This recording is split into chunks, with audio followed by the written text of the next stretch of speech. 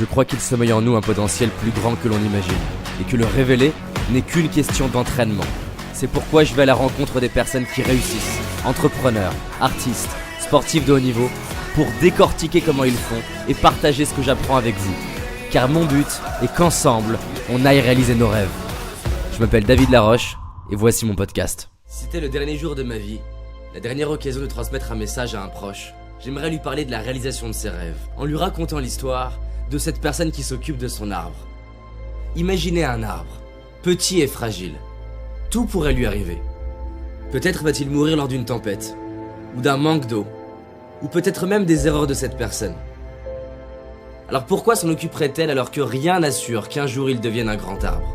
Tout comme cette personne se posait cette question vis-à-vis de son arbre, nous demandons si ça vaut le coup de croire et d'avancer vers nos rêves incertains. Parfois nous avons peur d'échouer, peur d'être critiqués, peur d'être rejetés. Et pour cette raison, nous n'osons pas. Nous laissons des années défiler à attendre que les bonnes circonstances soient présentes. Nous préférons nous trouver des excuses plutôt qu'oser y croire. L'excuse de ne pas avoir le bon corps, la bonne enfance, les bons parents, la bonne intelligence. L'excuse que c'est trop dur. L'excuse que certaines personnes ont essayé et ont échoué.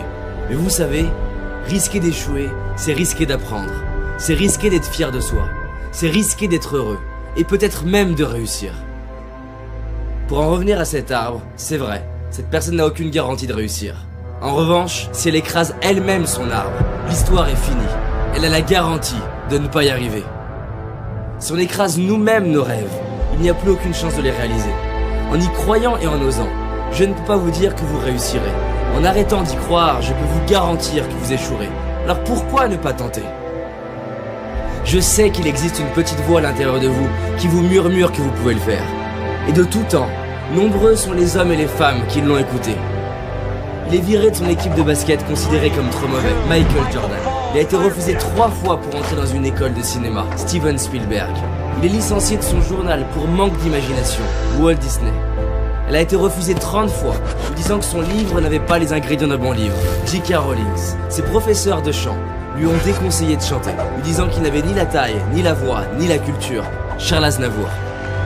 Mon propos n'est pas de dire que parce qu'ils y ont cru, ils y sont arrivés, mais que s'ils avaient écrasé leurs rêves, on ne connaîtrait même pas leur nom. Parfois nous n'avançons pas vers la réalisation de nos rêves car on se dit « c'est trop gros, le résultat n'arrivera jamais ou dans trop longtemps ». Mais se dire ça, c'est oublier les cadeaux quotidiens, les récompenses de chaque preuve de courage. Le but d'un rêve n'est pas seulement d'être réalisé, mais de nous réaliser. On peut perdre notre argent, notre métier, ce que l'on possède, mais pas la personne que l'on est devenu. Combien ça vaut d'être devenu la personne que vous êtes aujourd'hui? Combien ça vaut de pouvoir devenir la personne que vous méritez d'être demain? Une étude m'a bousculé, celle menée par Bronnie Ware dans un hôpital australien auprès de personnes qui approchaient la fin de leur vie. Et beaucoup d'entre eux avaient des regrets.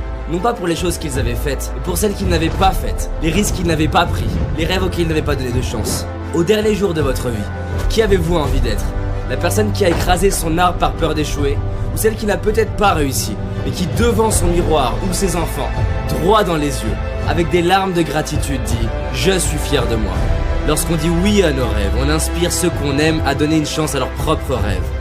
Je sais que par le passé, il y a au moins eu une personne qui a su vous inspirer et vous donner envie d'avancer. Aujourd'hui, nous avons l'opportunité d'être à notre tour cette personne pour quelqu'un d'autre. Et ça, combien ça vaut? Alors oui, nous avons peut-être écrasé quelques-uns de nos arbres, mais il nous reste tout cela. Ils nous attendent. Et comme nous ne savons pas si nos rêves sont possibles ou non, pourquoi ne pas agir comme si tout est possible? Non pas parce que c'est facile, ni même parce que c'est difficile, mais simplement parce que le premier but d'un rêve n'est pas d'être réalisé, mais de nous rendre vivants et de donner un sens à nos vies, ici et maintenant. Aujourd'hui nous avons un choix, celui de donner une chance à un rêve, le choix d'y croire, le choix de nous en occuper, le choix d'agir. Alors donnez une chance à vos rêves, juste parce que peut-être c'est possible, et que quoi qu'il arrive, vous serez fiers de vous. J'espère que tu as aimé ce podcast. Si c'est le cas, abonne-toi pour que je puisse te partager d'autres stratégies pour réussir tes rêves et tes projets. Laisse-moi un 5 étoiles, ça me ferait vraiment plaisir. Et si tu as envie d'aller plus loin, j'ai réalisé une vidéo qui s'appelle les 5 erreurs que font la majorité d'entre nous et qui va causer l'échec de nos projets, nos rêves et notre réussite. En sachant qu'une seule de ces erreurs va t'empêcher de réussir et d'être pleinement heureux. C'est une certitude. C'est une vidéo gratuite, en tout cas pour l'instant, et pour la trouver, tape dans Google David Laroche, les 5 erreurs cadeaux.